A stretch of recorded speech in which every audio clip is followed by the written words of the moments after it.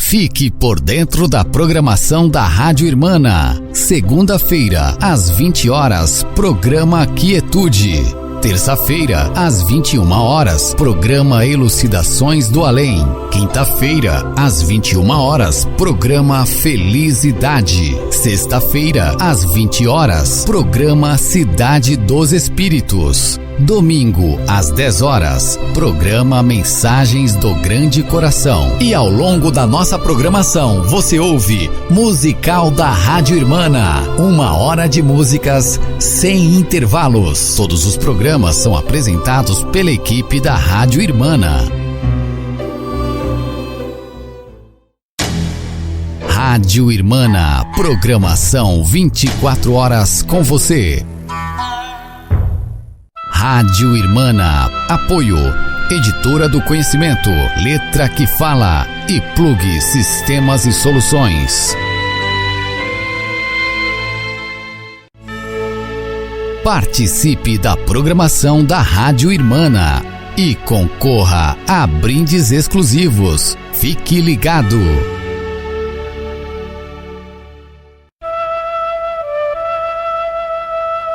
A partir de agora, você vai entender as obras do irmão Ramatiz.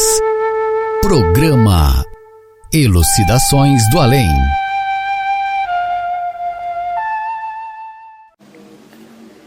Doce nome de Jesus, doce nome de Maria, enviai-nos vossa luz, vossa paz e harmonia. Estrela azul de Dharma, farol de nosso dever, libertai-nos do mau karma, ensinai-nos a viver.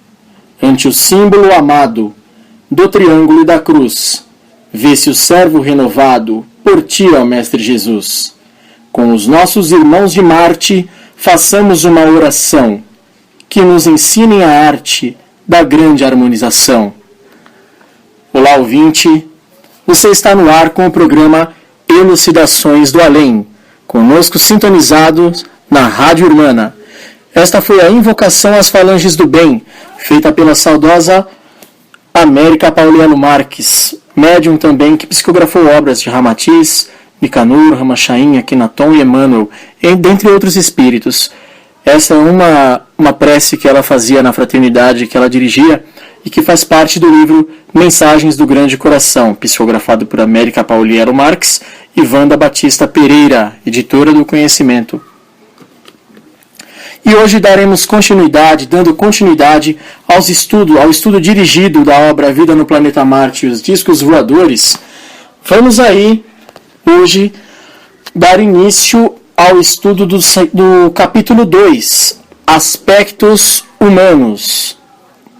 E tudo que nós estudamos aqui, ouvinte, o que você tem achado? Você está gostando? Tem achado interessante? Já procurou as outras obras indicadas? Para que você faça comparativos, para que você faça analogias, para que você estude, para que você compreenda melhor a civilização de Marte? Pois é, esse livro aqui é um belo de um ensaio para uma civilização melhor, para que nós conheçamos um pouquinho dos nossos irmãos marcianos. Mas, aí que tá, se você quer mais detalhes, se você quer comparativos, procure as obras que nós indicamos no programa passado e verifique que você fará uma bela pesquisa. Vamos à primeira pergunta dos aspectos humanos? Pergunta: em Marte existe um só tipo racial ou são diversos? Ramatiz: os marcianos originaram-se de várias raças, mas atualmente apresentam 2 tipos fundamentais ou predominantes que sobrepujam os grupos remanescentes de outros troncos e de características mais heterogêneas. Em zonas análogas à vossa Europa, distingue-se o tipo alourado, de cabelos sedosos, de cor semelhante à da areia praieira e que alguns usam compridos, caídos poeticamente até os ombros. A sua pele é delicada, num tom rosado, e a fisionomia tranquila. Os olhos variam entre o cinzento esverdeado e o azul claro, límpidos, translúcidos e impregnados daquela ternura que reflete a paz da alma. Esse tipo, que é de aspecto feminil, de movimentos poéticos e suaves, embora cerebralmente acima dos terrestres, revela a expressão familiar das crianças calmas, educadas e de caráter inofensivo. Noutra região, guardando características semelhantes às dos que habitam nos vossos climas mais aquecidos, próximos do Equador, há outro tipo de menor estatura, variando entre 1,5 metro a 1,70 metro de altura, atarracado, de pele morena, muito lisa e luzidia, sem rugas, sinais ou manchas. Tem cabelos curtos, rentes, seus movimentos são vivos, enérgicos e decididos, exudando muita vitalidade expressiva da sua configuração mais masculina. Tipo de cabelo preto, olhos escuros, castanhos, aveludados, que refletem um misto de energia e brandura. Nota-se em suas expressões gerais o domínio da mente sobre a esfera emotiva, denunciando um tipo mais prático do que o alourado. Olha aí que coisa magnífica, né? Ele dá aqui os dois perfis de seres humanos em Marte. Muito semelhante aqui, ele fala que o primeiro é semelhante aí ao europeu, né? Muito parecido com o europeu, mas com traços bem delicados, né? Olhos cinzentos esverdeado e azul claro. Muito interessante. Agora aqui, olha que interessante, ouvinte, ele dá dois perfis, um parecido muito com o europeu, que é o alourado, e um mais moreno aqui, de cabelos negros e olhos escuros também, muito parecido com os latinos, né, com os nossos latinos aqui. Ele até fala, região próxima do Equador, né, de regiões mais tropicais, mais quentes. E olha que interessante, aqui há um comentário feito por Leadbeater, que eu citei para vocês no programa passado, na revista O Teosofista, do mês de julho a setembro de 1955, logo na página 1. Vejam só, sob o ponto de vista físico, os marcianos não diferem de nós. Há os louros e os morenos, gostam de flores e as têm em grande variedade. Suas casas são construídas como cidades-jardins. As casas construídas em torno de cursos de água, exteriormente elas parecem construídas de vidro colorido. Tudo isso aqui está na revista Teosofista. Olha que interessante que quem tem nos acompanhado nos programas passados até aqui, estudado aí os aspectos gerais marcianos, agora os aspectos humanos, vai compreender bem aqui, ó, que isso só ressalta mais o que o Ramatiz fala aqui, endossa, né? Dá uma tremenda credibilidade. Charles Webster Leadbeater foi um dos maiores clarividentes que o nosso mundo já teve. Aí era um dos vultos da teosofia, né? Da Sociedade Teosófica, fundada por Helena Petrovna Blavatsky.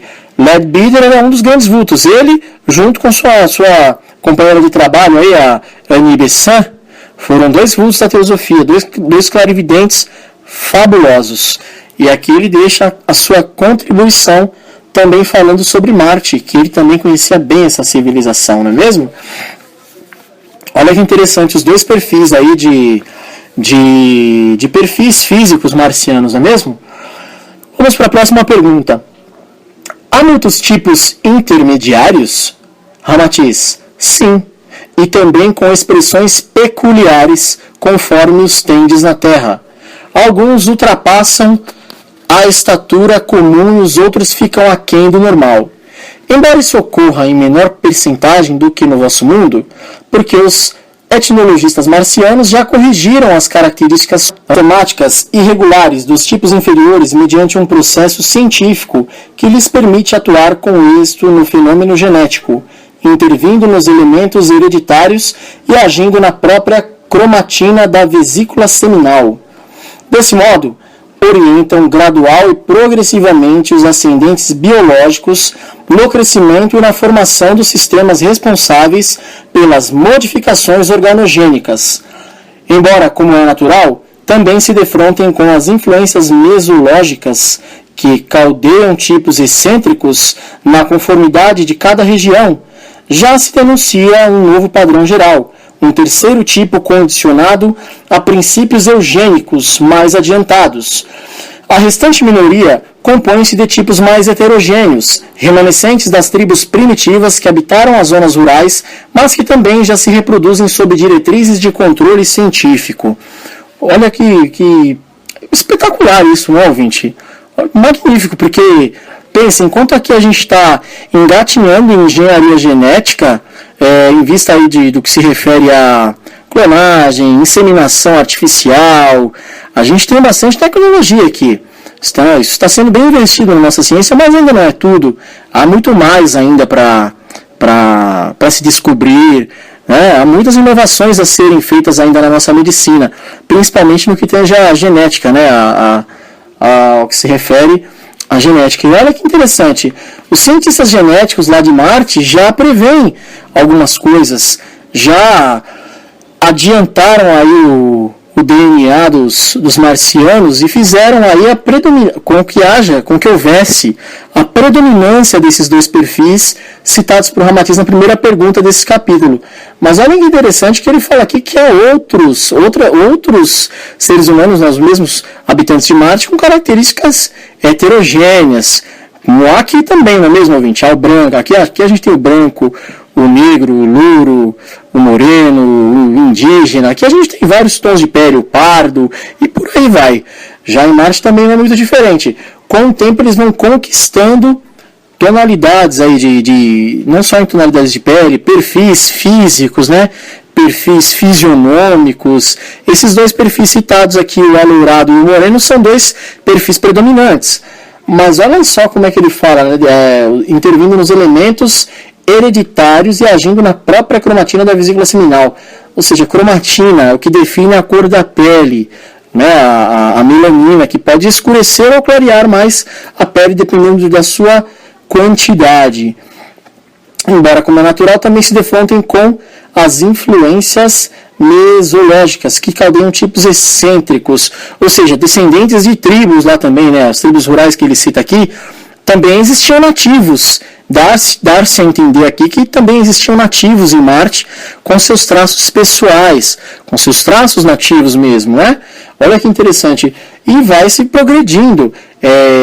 Não impede que eles se reproduzam sob diretrizes de controle científico, ou seja, a ciência já intervém no controle também de melhoramento do perfil da raça humana em Marte, não é mesmo? Já investe nisso, mas com sabedoria, com muito mais sabedoria do que tem aqui o cientista terreno, não subestimando a nossa ciência terrestre, ouvinte, mas perto do que se refere a Marte, nós estamos ainda estamos engatinhando em relação a esses recursos da ciência, mas chegaremos lá, sem pressa, tudo a seu tempo.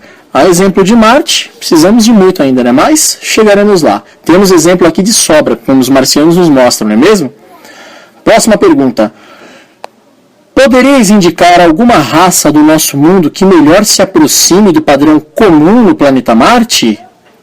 Ramatiz responde: o tipo claro, alourado, de fisionomia algo transparente, aproxima-se dos vossos tipos nórdicos, porém de estesia mais perfeita.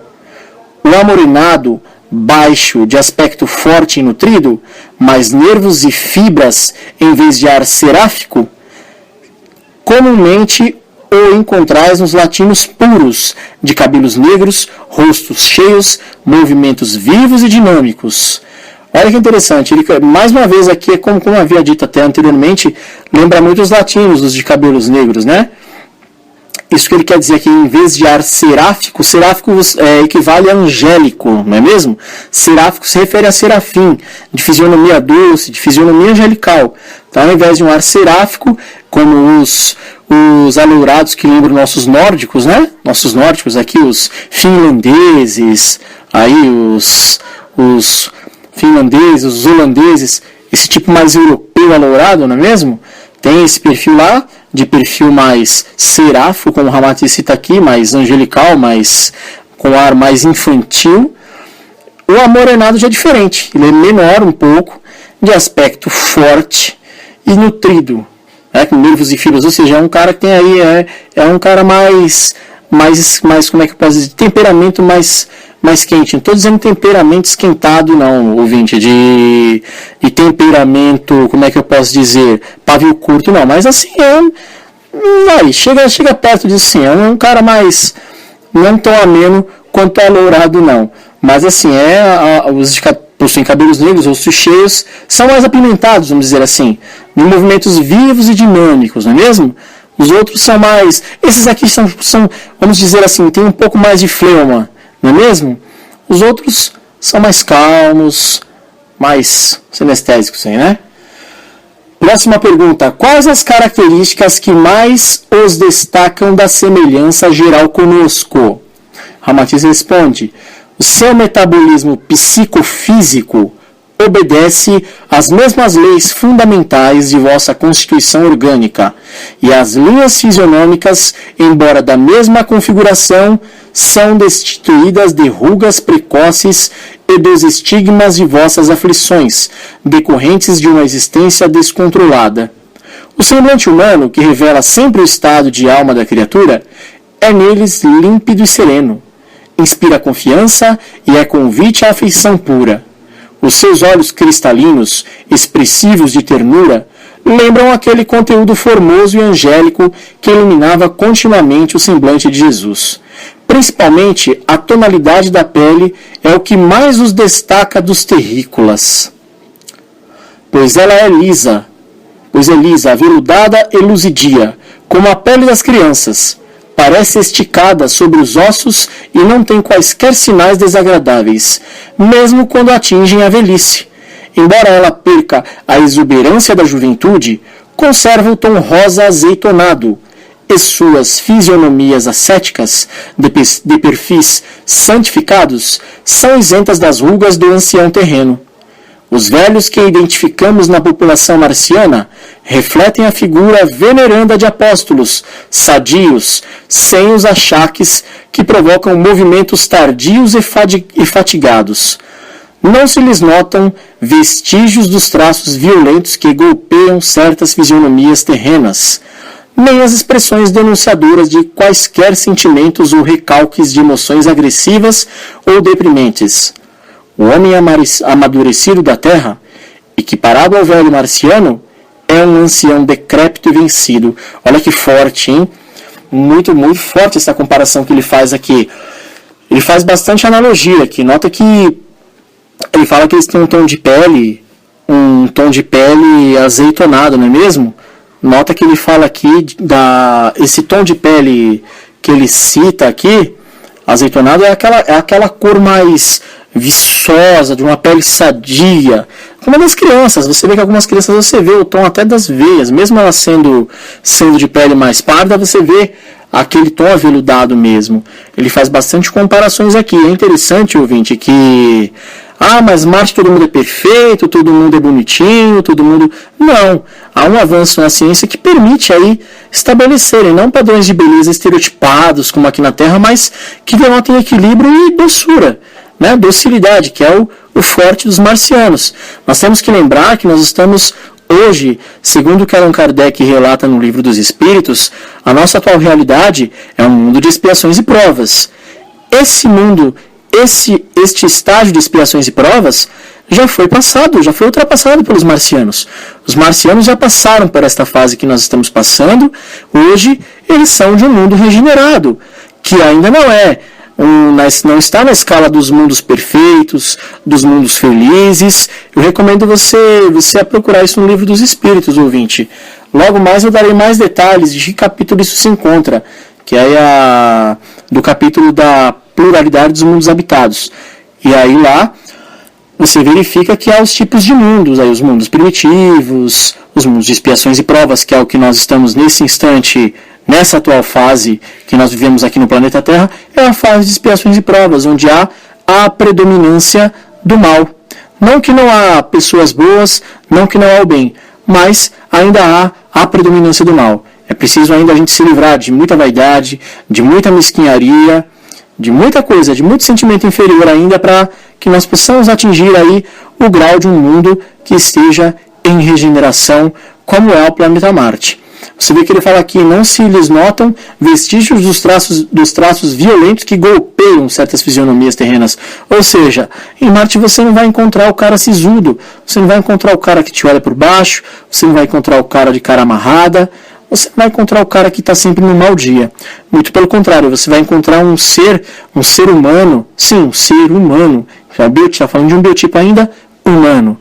Um ser humano com traços mais suaves. Você vai encontrar um cara com traços mais, como é que eu posso dizer para você, de entusiasmo, de benevolência. Alguém que está sempre pronto a fazer o bem pelo seu irmão, alguém que está acostumado, está habituado com educação e em viver em fraternidade. Muito diferente, né? Muito diferente de muitos terrestres aqui. Mas nós tivemos grandes exemplos de seres assim. Nós tivemos perfis de pessoas de mundo regenerado aqui. Se temos aí os exemplos aí, que são, tem inúmeros exemplos. Mahatma Gandhi, Chico Xavier, saudoso Chico, não é mesmo? O médium de Uberaba tinha esse perfil também de docilidade. Quem mais aqui nós podemos citar? Paramahansa Yogananda, Madre Teresa de Calcutá. Olha os perfis. Estamos sim falando de pessoas com perfis santificados, sim. Não estamos falando, ele era santo, ele era... Não. Mas eram pessoas que viveram para o outro, viveram por muito tempo aí para os outros, viveram em função de ajudar sempre o próximo, sempre os seus irmãos terrenos, não é mesmo? É esse o perfil que se encontra hoje em Marte, porque Marte é um planeta no estágio de mundo de regeneração. Vamos frisar isso e vamos lembrar bem disso. Próxima pergunta. Quais as causas que dão origem a esse tipo de fisionomias aveludadas, graciosas, de expressão quase infantil? Ramatiz. São produto de uma alimentação puríssima à base de sucos e essências vegetais e frutíferas, e o clima puro e sadio também contribui para isso. As toxinas que comumente desarmonizam a irrigação sadia da pele e dos músculos foram eliminadas do sistema circulatório dos marcianos. Além disso, a medicina já adaptou os seres ao meio correspondente, tendo ainda solucionado completamente o problema das carências vitamínicas, calóricas ou de minerais. Igualmente, a suavidade do sol eliminou os tipos pálidos e a ausência ou controle do frio excessivo diminui os tipos de faces congestas, resultantes do afluxo sanguíneo demasiado. Logo quando a gente sente frio, que o sangue sobe, como os russos são, por exemplo, os russos, os alemães, os holandeses, aquele branco, né, aquele ser mais empalidecido, e quando pega um pouco de sol, já o fluxo do sangue, né, o sangue circular mais rápido para as regiões da cabeça, por exemplo, eles ficam extremamente vermelhos, né? Tá falando deles aqui também. Poloneses também são assim, né? São traços aí de perfil europeu. Continuando, são tipos rosados e louçãos. O sangue corre-lhes nas veias de modo suave, sob o ritmo inalterável de um coração equilibrado, virgem dos exageros nutritivos e dos estimulantes perniciosos, e isento também das prejudiciais exaltações emotivas que irritam os sistemas simpático ou parasimpático. A cor rosada translúcida dos marcianos é devida igualmente ao sangue destituído de gorduras da alimentação carnívora, o qual, pela sua fluidez, transparece sob a pele, a meia luz, emprestando ao semblante uns reflexos de suave colorido rosa-louro. Imunes às neurastenias incontroláveis e comuns dos terrícolas, os seus modos exibem certo donaire, as suas palestras agradáveis, emolduradas de gestos expressivos, traduzem o encanto da graça espiritualizada. Olha que bonito, o Ramatiz aqui, vai fazendo analogias de uma maneira muito poética, né? Lembrando que aqui ele nos dá uma pálida visão dos marcianos ainda, com toda a beleza, com toda a exuberância que ele fala aqui nesse livro. Nós vamos até o final dele, o que nós estamos fazendo, ouvinte, é um estudo sistematizado, um estudo dirigido da obra A Vida no Planeta Marte. Então, nós vamos detalhando, nós vamos falando para vocês, nós vamos estudando, eu aqui estudando, você aí ouvindo, fazendo suas analogias, fazendo suas comparações, digerindo toda essa informação, recordando de algumas coisas. Tudo isso faz parte do processo de aprendizado e maturação no que se refere aqui à civilização marciana. Então, não há exageros, mas há aqui uma forma melhor de ser compreendida. Desde 55 até aqui, nós não compreendemos esse livro ainda como um todo. E ele estava falando desse mundo, né, nessa fase, naquela época. Hoje já deve ter havido aí algumas mudanças, né? Se nós no planeta Terra já houve mudanças mais bruscas de 55 para cá, em Marte, então, que está em bem maior avanço, houve também, deve ter ocorrido, deduzimos nós, mudanças bastante significativas também na civilização, o que não difere muito do que está aqui, não é mesmo? Em relação em avanço de tecnologia. Vamos deixar aí esse adendo bem claro para vocês. E olha que interessante, lá, por exemplo, pelo que o Ramatiz coloca aqui, não há mais essa questão de pressão alta, pressão baixa, não tem esses distúrbios, esses problemas na pressão sanguínea, ouvinte. Lá ele não precisa mais de cápsulas de remédio para controlar isso mais, não. A própria alimentação faz isso. E lá, frisando mais uma vez que eles não se alimentam, é diferente de nós ainda, né? Não se alimentam de carne, não são carnívoros, não há carnívoros em Marte. Se alimentam de vegetais, de frutas, de frutas gelatinosas, muito semelhantes aí ao quem está acostumado, aí quem não conhece um caqui, não é mesmo? Ao caqui, eu não me refiro ao caqui chocolate durinho, né, que lembra muito a maçã, a textura dele, mas aquele caqui sem caroço, aquele caqui molinho, gostoso, né, bastante gelatinoso. As frutas têm mais ou menos aí, ouvinte, análoga, né, ela é bem... Fazendo uma analogia com o caqui, é muito parecida. Se alimentam aí de cápsulas, de pastas, né? Pastas, aqueles azeites mais suaves, muito comparados ao nosso azeite extra virgem, aqui de primeira safra, né? A alimentação deles é muito frugal, é muito suave, eles não comem muito, né? O Ramatiz, de diversas vezes nesse livro, vai falar aí que a alimentação do marciano não é semelhante à nossa, né? Não sofrem de glutonaria, né? Não são glutões, para não dizer gulosos, né, ouvinte? Como aqui na Terra, um dos maiores prazeres que o terreno ainda tem é comer. Um dos maiores prazeres que nós aqui da Terra alimentamos é o do paladar. O capricho do paladar ainda para nós é muito grande. O capricho do paladar ainda vai muito além da consciência para nós na Terra. Então nós temos que analisar aí. Ah, mas o Chico comia carne, né? Eu não estou fazendo aí fazendo apologia ao vegetarianismo, não é isso. É assim, para uma tomada de consciência, minha e sua, ouvinte.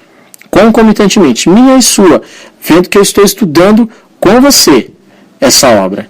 Então essa análise, essas reflexões que a leitura nos leva a refletir sobre isso. Ah, mas o Chico comia carne.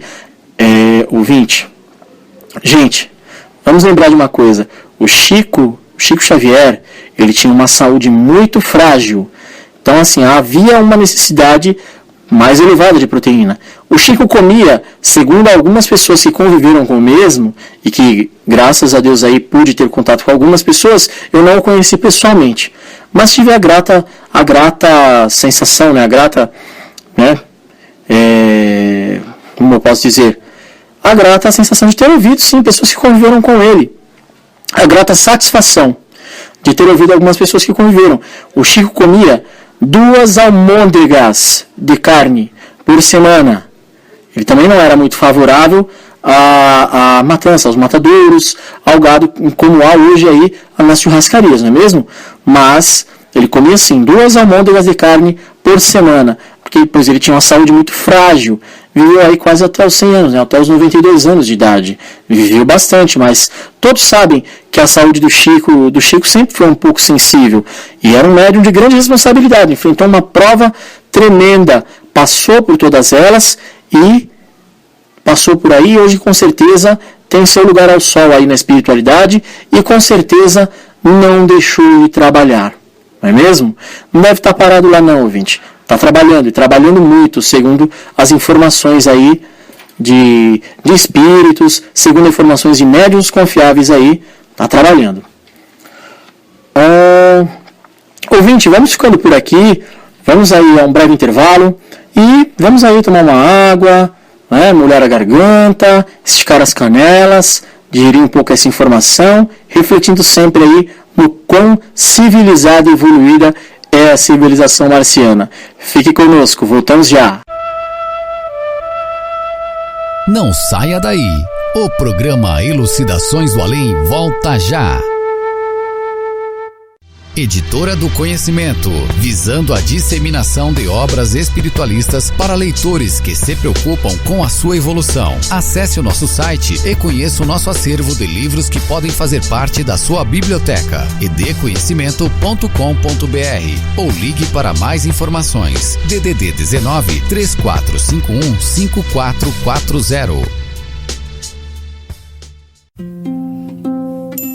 Letra que Fala. Livros, CDs, DVDs e muito mais. Acesse letraquefala.com.br e fique por dentro dos nossos produtos.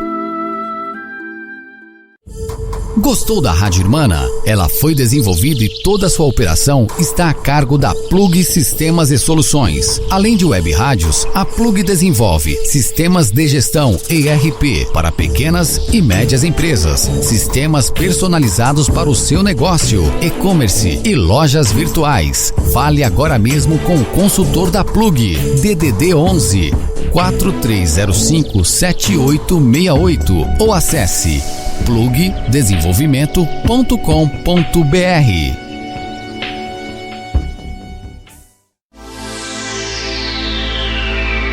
Voltamos a apresentar programa Cidade dos Espíritos.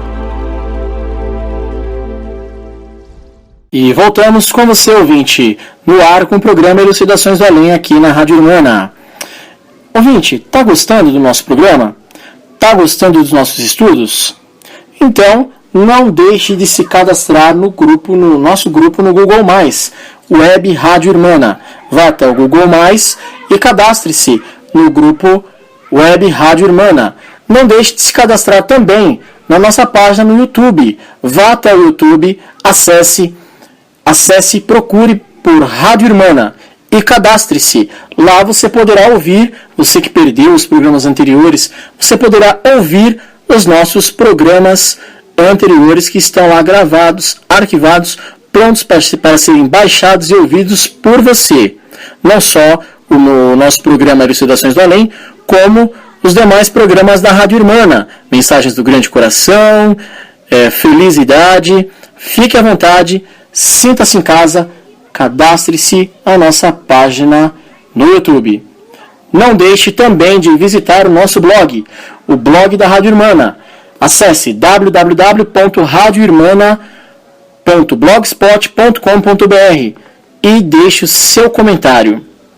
Voltando aqui, ouvinte, aos nossos estudos, vamos indo para a próxima pergunta. Não há certa monotonia nessas características físicas ou estados emotivos comuns a todos? Ramatiz responde: essa monotonia é aparente, pois deixais de considerar os valores espirituais que são profundamente opostos nos seres humanos. O mundo terreno já vos tem apresentado criaturas chifópagas e quíntuplos gêmeos, cujo temperamento, intelecto e caráter divergem bastante entre si, comprovando-se a existência de personalidades diferentes e separadas por princípios ou ideias contrárias. Sem embargo da harmonia física, a identidade geral dos marcianos no campo subjetivo cria-lhes estado que vos parecem monótonos, mas, na realidade, eles vivem um mundo mais vibrátil, mais intenso e rico de emoções, que vós não podeis avaliar tomando como padrão as vossas paixões terrenas. Neles, as gamas de emotividade espiritual superior multiplicam-se, afinam-lhes os recursos do intelecto e ampliam-lhes todas as concepções cósmicas, tornando-os contemplativos e supersensíveis às emoções estéticas. Seus estados psíquicos mais profundos encontram campo mais vasto para a receptividade de emoções superiores, desconhecidas para vós, e que os tornam individualmente mais em intimidade com Deus. A monotonia emotiva a que vos referis é uma dedução afim às espécies inferiores e não aos conjuntos ou humanidades evolvidas, como acontece em Marte. Se a um só instinto ou emotividade nos cardumes ou nas alcateias? Porque peixes e lobos são espécies exclusivamente instintivas. Já entre os cães, que são um grupo em trânsito das fronteiras do instinto absoluto para as da sensibilidade psíquica, verificais que começam a individualizar-se, pois já sabem amar e morrer heroicamente na defesa de seu dono. Assim, comparativamente, os recursos emotivos e estéticos são mais apurados em Marte e mais materializados na Terra, porque estáis mais próximos da inconsciência animal, dominados pelas paixões inferiores que confundem grupos e raças. Olha como o comparativo dele é bem, né, ele usa de bastante analogia, ouvinte. Olha que as comparações dele têm razão de ser. Veja que aqui ele fala que nós estamos sendo aqui até um tanto piegas, né, um tanto levianos, por não atingirmos e não compreendermos ainda o estágio marciano. Vejam que aqui ele coloca, né, que não é tão, essa monotonia aparente que nós consideramos ou chamamos de monotonia, não é monotonia, mas são mais contemplativos. Quer ver o que eu comparo? É interessante aqui que aqui vai uma comparação muito pessoal que nós deduzimos agora aqui, ouvinte.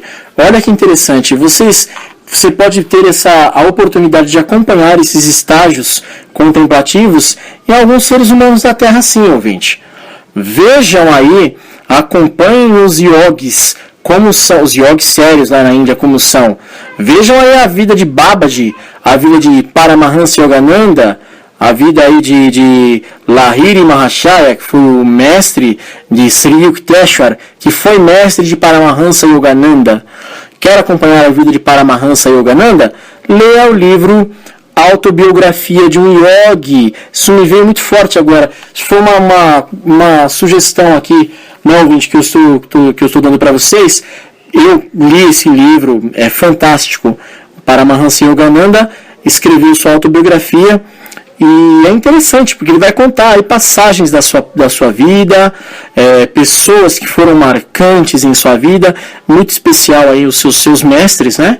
Sri Yukteswar, seus mestres, e lá você vai ver que lá é um livro, um tratado muito interessante de yoga, e lá tem fotos, ouvinte, fotos dos mestres yogis dele. Inclusive tem uma de Lahiri Mahashaya, muito interessante, que parece que ele está sorrindo, né? Ele tem um bigode assim, ele está sentado em lótus, fazendo sua meditação, e é interessante que parece que ele está sorrindo, mas na verdade ele está em estágio contemplativo, ele está em êxtase, que os hindus chamam de samadhi.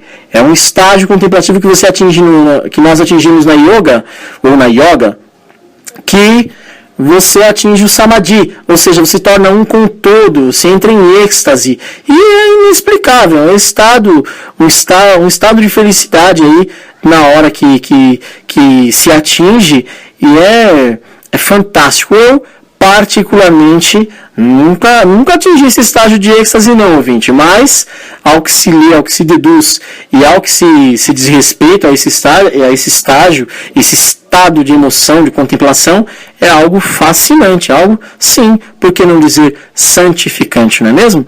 Notem que as imagens católicas são feitas sempre com os olhos aí, volvidos com os olhos para o alto.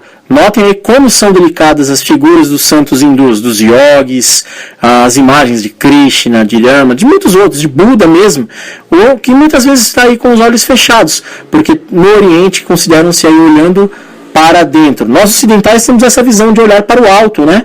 Para contemplar os céus, para lembrarmos de Deus. Olhamos as nuvens, olhamos o sol, olhamos aí o azul do céu. O oriental já tem um costume diferente, ele olha para dentro, né? Ele olha para o interno, Deus dentro de nós, ele fecha os olhos. Ambas as visões estão corretas, só com características ocidentais e orientais, não é mesmo? Veja, esse é um pequeno adendo que eu deixo aqui, uma dica para vocês, de leitura. E olha que interessante, que aqui ele coloca, né? Ele compara aí se há um instinto e emotividade, né? Ele comenta aqui nos cardumes ou nas alcateias, é porque os peixes e os lobos são espécies exclusivamente instintivas. Ou seja, nós aqui na Terra ainda estamos nos movendo pelo instinto. Nós estamos nos movendo pelo instinto diversas vezes. Quando nós agimos aí pela emoção, quando nós agimos aí pela euforia, quando nós agimos pelo impulso, vamos dizer mais precisamente, pelo impulso principalmente, nós estamos agindo aí pela emoção, nós estamos agindo pelo instinto. E assim, lá em Marte já não ocorre o mesmo. Tamanha a evolução espiritual que esse planeta, que seus habitantes já alcançaram, que eles já se encontram em estágios mais contemplativos mesmo, mais movidos pela razão. Razão e emoção caminhando juntas, mas emoção equilibrada, não impulsividade. Muitas vezes o que nós usamos de desculpa, mas eu agi pela emoção. Não, nós agimos pela impulsividade, não é mesmo? Porque se agirmos pela emoção, podemos também agir pela emoção equilibrada, não é mesmo?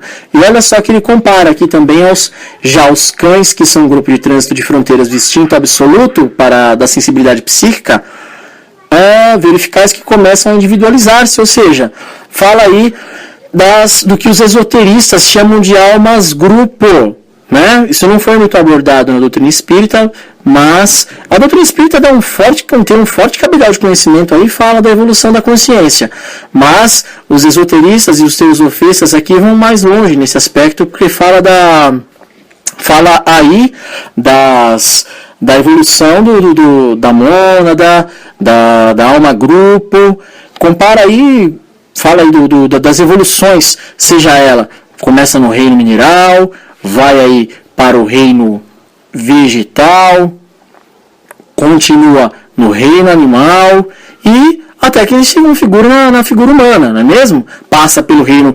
elemental, que mais à frente, bem mais à frente, explicaremos algumas coisas, mas é isso. Você percebe que se você é um estudioso, espiritualista estudioso, seja você um bandista, espírita, teosofista, Rosa Cruz, seja você hinduísta, budista, você é um estudioso espiritualista, você vai ver que todas essas doutrinas têm um ensaio, né? São em si um ensaio falando da evolução da consciência, da evolução espiritual. E nota que mesmo aí os mais chegados do esoterismo, como por exemplo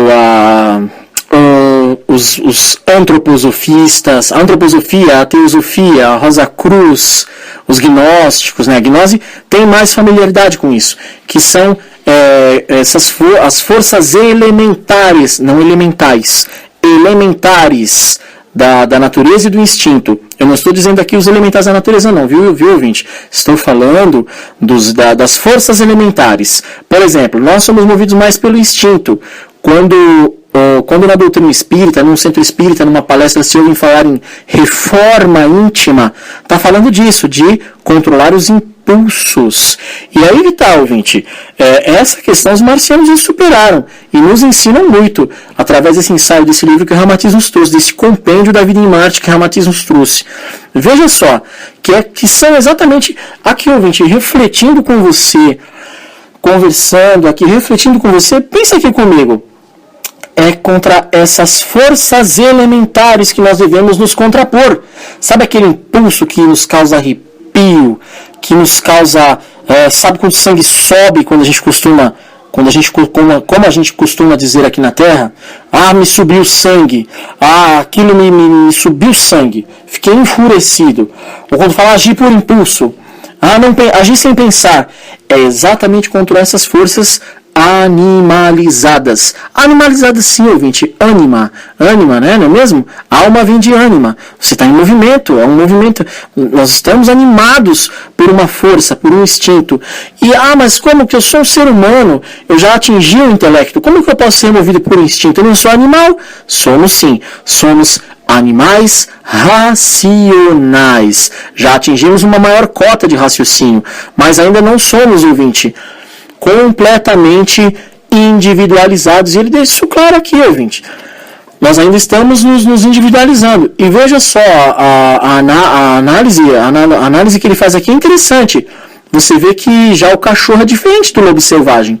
Ele já está mais individualizado. O animal, ele não tem história, né? Ele vive o momento.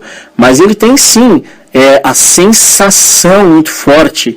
O animal, ele vive ali, ele vive com o ser humano e aprende muito com ele. Você vê que os cães, os gatos, os cavalos já são mais individualizados. Esses animais domesticados que nós chamamos aqui na Terra já estão mais individualizados, diferente do lobo selvagem, do lobo que você vê lá na neve, dos selvagens que você vê na mata, né? Olha a diferença aí dos bois, por exemplo, que convivem aí nos sítios, nas fazendas, de um boi marroá, que é encontrado no mato, aquele boi que se cria no mato, ou de um búfalo, ou de um gnu. A diferença é gritante. São animais que são parentes, alguns aí quase da mesma espécie, mas o temperamento deles é muito diferente, ouvinte. Não é mesmo? E assim, é contra essas forças elementares da natureza que nós devemos nos contrapor. Isso é reforma íntima. Deixar de agir pelo impulso, procurar agir mais pela razão. Deixar a emoção de lado? Não, porque nós somos seres ainda emotivos. E a emoção tem que caminhar com a razão. A emoção tem que caminhar junto com a razão. Mas uma emoção equilibrada, não é mesmo? Me lembra muito aqui, ouvinte, que lendo aqui as passagens de André Luiz, quem aí gosta de André Luiz, eu em particular gosto muito dos livros de André Luiz, em uma de suas passagens, eu não me lembro agora, mas em uma das passagens dos seus livros, ele fala em seus relatos, as nossas células, cada uma é em si um espírito em evolução. Olha que interessante, ouvinte. Cada uma das nossas células, das nossas moléculas, é em si um espírito em evolução. Pensa numa célula, não tem núcleo? Não parece um microcosmo aí, muito semelhante às galáxias, né? A um planeta rodeado com luas e ele rodeando o Sol. Que é uma célula composta de núcleo, tem o seu núcleo, né? Ela tem é muito interessante. Eu estou falando aqui do átomo, na verdade, né? Do átomo ao arcanjo ocorre a evolução. Então nós comparamos aí o micro com o macro. Você vai na sabedoria esotérica, não é diferente. Hermes Trismegistus, o 3 vezes sábio, no Egito já dizia que o que está embaixo é como o que está em cima. O que está em cima é como está embaixo. É lei da analogia. Não é diferente. Olha só. Você vê que uma célula do nosso corpo, quantas células do nosso corpo tem? Milhares, milhões. Nós temos células de sangue, células de carne, células de ossos, células de cabelo, de pelos. São inúmeras, que compõem aí a nossa configuração física. Cada uma dessas células é um ser em evolução. É interessante que isso lembrou muito que Divaldo Franco, o orador Divaldo Franco, médium Divaldo Franco, disse uma vez que nós, em uma de suas palestras elucidativas, ele dizia que o nosso espírito, né, isso em relação ao nosso corpo, nosso espírito é um rei. Isso foi num seminário falando sobre saúde e doença, né? Muito legal o que ele fez. Que ele falava que nosso espírito é um rei. Nossas células são os súditos. Ele falava em relação às enfermidades, ao câncer. E ele falava que quando o rei governa bem, os súditos também vão bem, nossas células não desequilibram.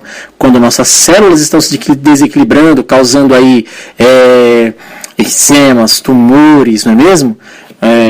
Cistos, queratocistos, isso são os nossos súditos em desarmonia. Olha o povo se rebelando, não é mesmo? Um bom governo, o povo não se rebela. Um bom governo justo, seja ele num estado, numa cidade, numa nação ou no planeta, como ocorre em Marte, é um governo equilibrado. Com isso, todo o povo vai bem, o povo fica contente, o povo fica saudável e bem cuidado. Assim é com o nosso espírito em relação às nossas células. Muito interessante, não é, ouvinte? E não foge do tema do que nós tratamos aqui, não. O ser humano em Marte é um ser equilibrado. Alguém que leva ali a emoção e a razão com muito equilíbrio, com muito desvelo com ele e com o próximo. Afinal, em Marte, filho de um é filho de todos. Todos se tratam realmente, fraternalmente e como irmãos, porque estão no mundo, mais uma vez eu lembro, ouvinte, de regeneração. Eu falo para você, ouvinte, aqui, cito literatura diferente, né? Falo aí de livros esoteristas, livros teosofistas, livros rosacruzes. Em particular, eu tenho paixão por todos eles. Eu procuro sempre estudar, fazer uma comparação, sempre dentro da analogia. cada um com seu pensamento, cada um dentro da sua linha filosófica, mas nós podemos aprender com todos. Isso é universalismo, né? Como eu disse no programa passado, não é que Ramatiz fala, né? Não é a coxa de retalho confeccionada de doutrinas espiritualistas, mas a visão panorâmica delas. Então nós podemos sim, eu sou umbandista, você pode ser espírita, ser Rosa Cruz, o que for, budista, mas você pode sim ler livros de outras doutrinas. Você pode aprender com os outros. Eu gosto muito de Allan Kardec. Sou espírita, sim. Ah, mas ou você é um bandista ou você é espírita. Sou espírita, sim. Espiritismo não é religião. É a doutrina dos espíritos. É filosofia e ciência. Tem, sim, consequências religiosas, porque vai tratar de Deus, vai tratar de religião em si, porque ele vai comentar isso na sua obra toda, vai tratar do espírito, mas é, em si, filosofia e ciência, e pode ser estudada e aplicada por qualquer religioso, por qualquer religião, por qualquer filosofia, e pode ser, sim, estudada e levada muito a sério, como a Umbanda faz desde a sua fundação. Então, para você, ouvinte, meu querido ouvinte, que é teosofista, maçom, esoterista, Rosa Cruz, budista, você é bem-vindo, seu comentário é bem-vindo nos nossos canais de conversa. E nós estamos aprendendo, ouvinte. Ninguém aqui é absoluto, nem eu, nem Ramatiz, nossa equipe espiritual, nós aqui da equipe da Rádio Irmana, não somos absolutos. Nós estamos aprendendo uns com os outros, aprendendo aqui com os marcianos, segundo os relatos de Ramatiz, não é mesmo? Ramatiz, por exemplo, em vida, eu não falei isso no primeiro programa, que foi a biografia de Ramatiz, mas podemos falar agora. Nunca é tarde para se trazer uma nova informação, e nunca dá para trazer toda a informação no seu programa, não é mesmo? Ramatiz era budista. Sim, ele recebeu uma iniciação na China como budista, ele era monge budista, mas também foi um swami na Índia, um autorrealizado, um mestre, um guru, um yogi, não é mesmo? Foi um swami também, você nota como eu posso dizer para você, pela aparência física mesmo, pelo vestuário, melhor dizendo, que ele aparece aí, e essa pintura mediúnica não podia retratá-lo melhor, né? Essa pintura mediúnica de Nora Enéas, uma médium da época dos anos 50 aí, de pictografia, ela pintou mediunicamente, ela viu o Ramatiz e pintou. Assim é como ele se apresentava, assim foi a sua última encarnação na Indochina, onde ele trouxe um cabedal espiritual muito forte e também um cabedal universalista tremendo, que é o carro-chefe do seu trabalho aqui em toda a sua obra, né? Voltamos aqui à próxima pergunta. Os marcianos são dotados de cabeleira e capilaridade idêntica às dos habitantes da Terra? Podeis obter ilações fáceis sobre esses detalhes, baseando-vos na própria morfologia terrena, pois sabeis que o primata, o hirsuto habitante das cavernas, foi o ancestral peludo que deu origem aos tipos humanos da atualidade. Depois, à medida que esse bruto veio se refinando nas sucessivas gerações até a vossa civilização odierna, ele foi perdendo o seu aspecto todo eriçado de pelos.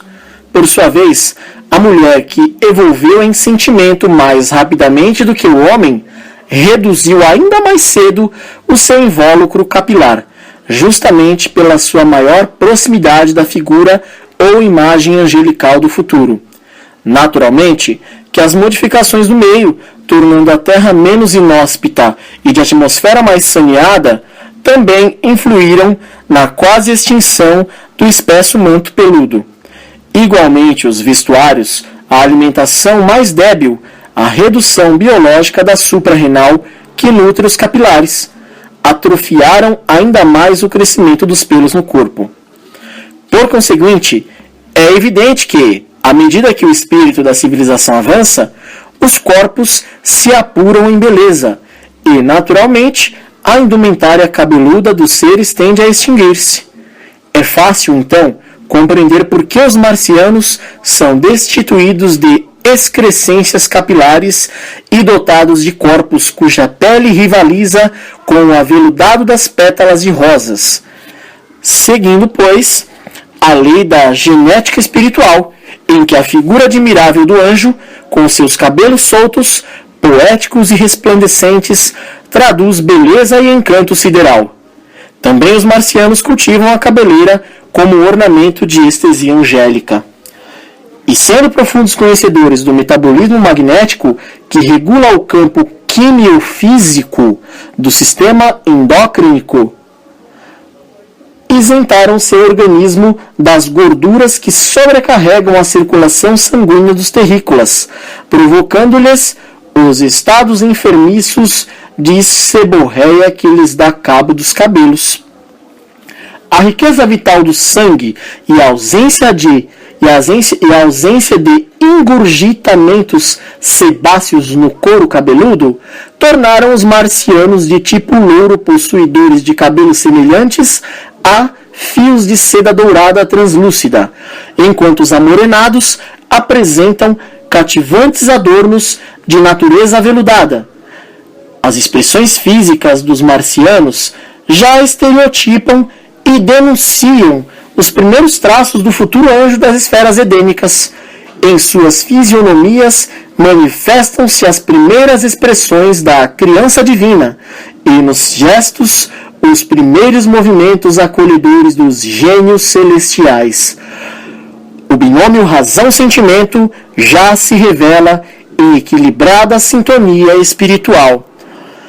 Muito bacana, né? Olha só que coisa, ouvinte. Aqui ele está falando do binômio razão-sentimento, que foi o que nós abordamos na explicação da pergunta anterior, não é mesmo? Você vê como uma pergunta linka a outra, estão ligados os assuntos, né, relacionados nessa obra.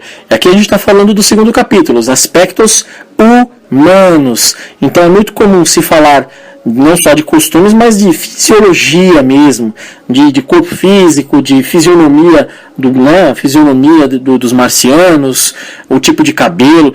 É um tipo de curiosidade que nós terrenos temos, já que estamos conhecendo essa humanidade. Lembrando que essas perguntas eram feitas na época do Hercílio, pelo grupo de estudos Ramatiz, que era formado pelo Hercílio Mais, pela sua esposa e por alguns amigos mais próximos aí. Era um grupo até pequeno, não era um grupo grande não. No sul, né, no Paraná, em Curitiba.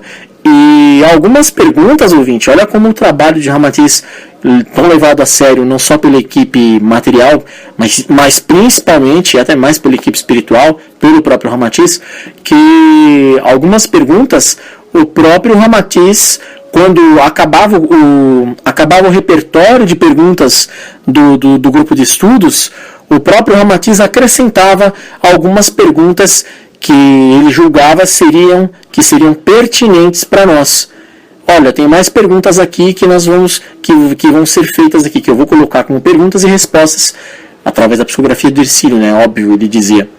E que são pertinentes ao tema. Perguntas que vocês não fizeram, mas que é para o âmbito geral, que é de serventia para o terrícola. E ele mandava aí perguntas a mais. E há, inclusive, muitas delas com muitas curiosidades, né? Algumas perguntas vocês vão ver que são parecidas, algumas insistem nos assuntos, mas Ramatiz sabiamente responde a todas elas. Essa ele está falando aqui ainda muito relacionada à pergunta anterior, sobre o binômio razão-sentimento, a fisionomia do marciano. Pelos, eles já não têm pelos no corpo, né? Inclusive ele fala que é um ensaio para a vida angélica, né?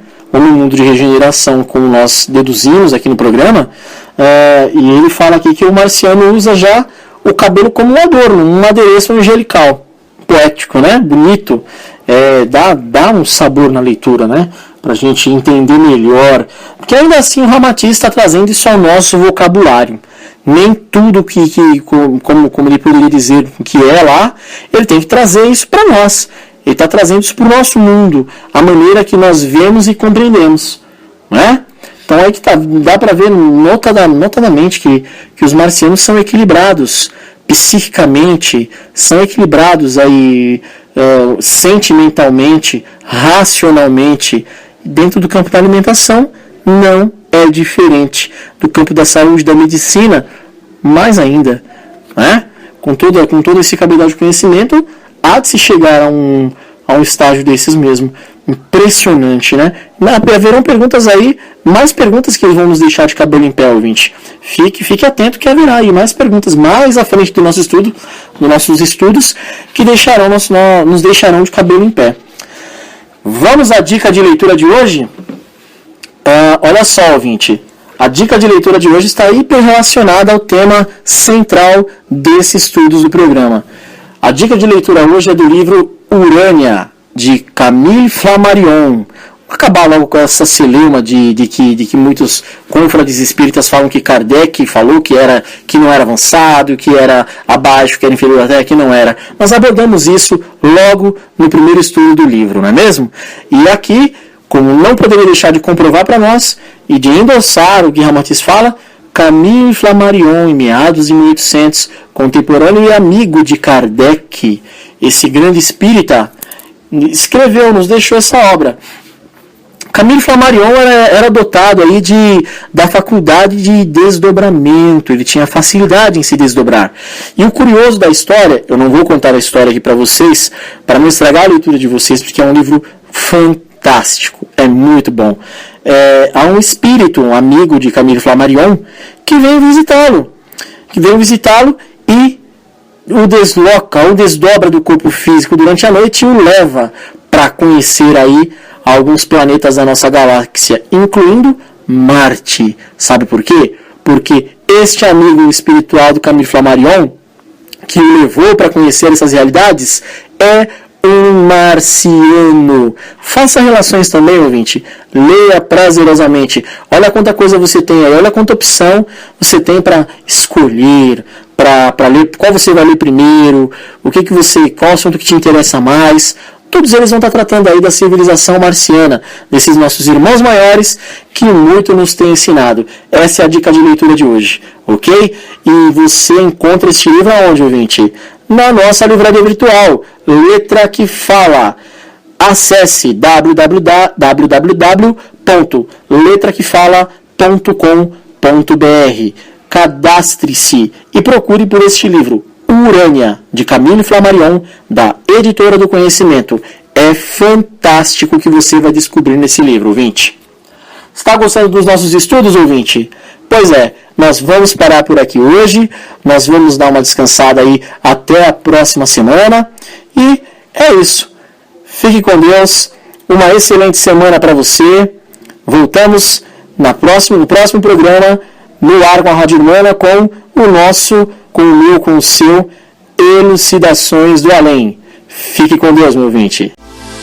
Você ouviu o programa Cidade dos Espíritos.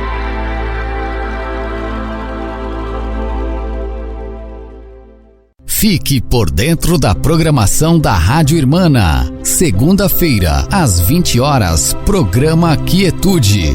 Terça-feira, às 21 horas, programa Elucidações do Além. Quinta-feira, às 21 horas, programa Felicidade. Sexta-feira, às 20 horas, programa Cidade dos Espíritos. Domingo, às 10 horas, programa Mensagens do Grande Coração. E ao longo da nossa programação, você ouve Musical da Rádio Irmana. 1 hora de músicas sem intervalos. Todos os programas são apresentados pela equipe da Rádio Irmana.